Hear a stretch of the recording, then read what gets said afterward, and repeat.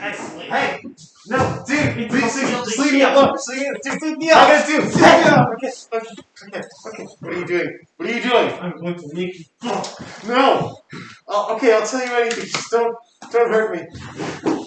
Don't hurt me! About unrestricted submarine warfare! Hey there, kids. Today, we're going to be talking about unrestricted submarine warfare, featuring kidnappers. What? Tell me Like, about it. okay. No. You mean World War One? Yes. Okay.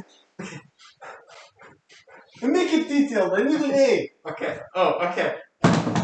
Jesus Christ, you couldn't have asked a fucking tutor about this? Okay. So, unrestricted submarine warfare was a policy by Imperial Germany done during the First World War to gain an advantage over the British. Primarily. Also, other countries, I guess, like, I don't know, was Sweden involved? I don't remember. Hey, calm down. You're okay now. Just speak. Okay. Jesus Christ. Now go on. Okay. So Germany, their strategy for dealing with the British at the war. Oh, give me a minute. Should I keep going? Yes, keep going. I have recording. Okay. Oh, okay. I don't know where I am. The French. The main strategy they had for dealing with the British is because the British are landlocked and are required. They need their food. They rely on trading. That's how they survive, especially during wartime when they need resources from other places. Their primary strategy was using this new thing called submarines, which the British Navy hadn't invested in because they liked their Royal Fleet so much, was to just destroy every ship going near to and from Britain, to just completely destroy their trade and terrify anyone into making the journey. This is called unrestricted submarine warfare, and worked really, really well. It almost starved the British up. It's almost starved the British up until they stopped it. And the reason they stopped it is because when you sink every ship that goes to and from Britain and around that area, you're going to hit other people. And this time, they hit the Lusitania, which is an American passenger ship. And a lot of Americans died. And Americans, they don't like Americans dying, except when it's outside of the U.S. They don't like that inside. And never mind. So they demanded Germany to not use unrestricted submarine warfare, otherwise they'd join the war.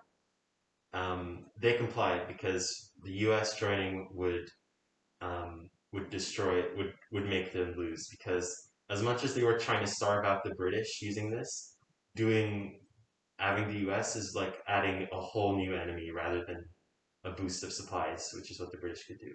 Basically, the math was,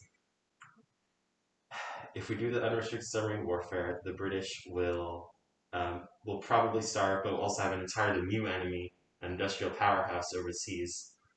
Or if we do this now, then we could still defeat the British using our normal attrition. And eventually, things got so desperate after Verdun and after everything that they did it anyway, and the Americans declared war, and they lost. So it was also the best and worst tactic they had. Now, answer me one question, or possibly more, depending on what comes to mind. And yeah, okay. Are there any notable examples of sinkings from unrestricted submarine warfare? Well, there's the Lusitania, which I mentioned before, which killed the Americans.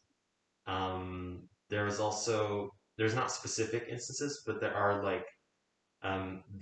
logs of like submarine hunts where basically a bunch of submarines were just told, just go out there and sink literally every ship you see, and that resulted in for every submarine there was 10 kills or something. For 10, there's like an incredibly high success rate per submarine compared to normal ships or just generally.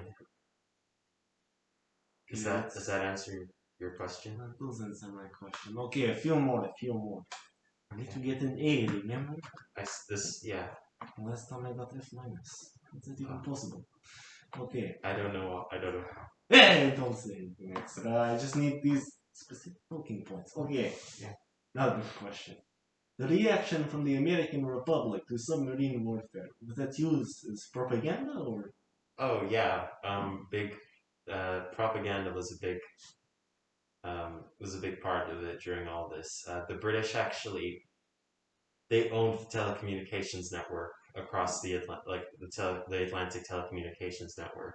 So they invested heavily in propaganda, sending propaganda to America to really bring forth the idea of like the wreck of Belgium, the German monsters attacking France and Belgium, and also with the submarine warfare, like yeah, these monsters sinking every ship that they cast, and they had a point. They had that's what they were doing, but I mean the British are also doing their own shit.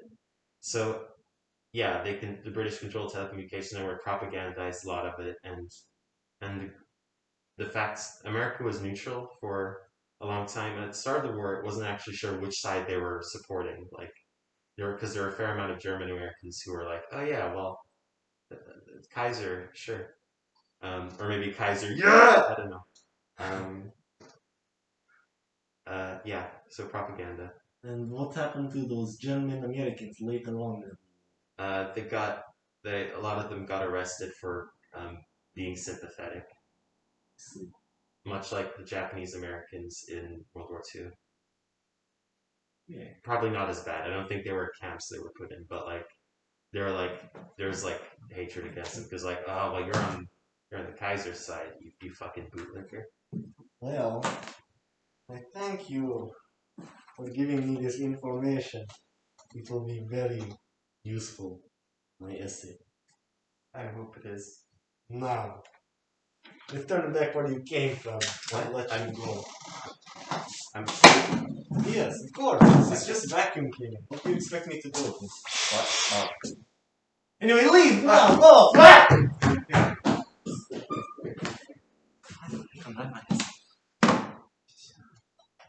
Wikipedia is very long.